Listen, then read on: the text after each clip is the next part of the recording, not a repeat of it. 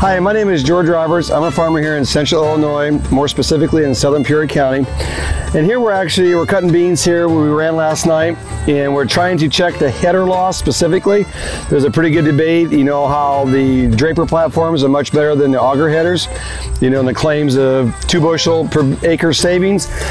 Well, I want to get on my hands and knees, so what we've done here, we actually got this ribbon squared out.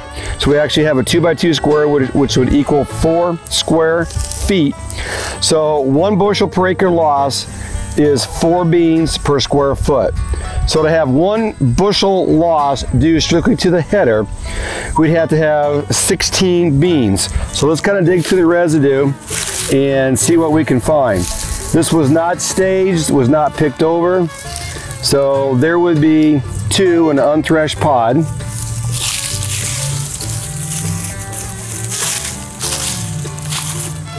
There would be another pod that didn't get in the header, so there would be 5 total. There's 1 more would be 7. So once again, as I'm digging looking for loose beans, and we are in the center between the tires, right in the middle of the feeder house of a 35-foot platform. There's 1 more, so we had 8 total beans out of 4 square feet. So I am somewhere around a ½ bushel per acre loss due to my header.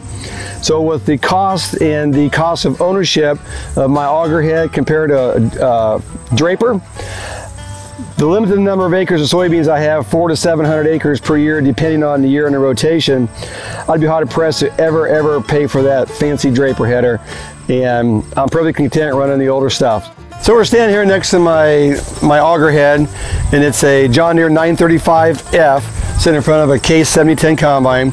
And get to the economics of my decision.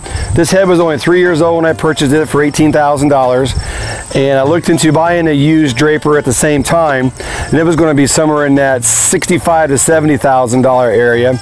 And for that cost difference and no more loss than what I'm achieving with an auger head, there's no way that I could justify the cost.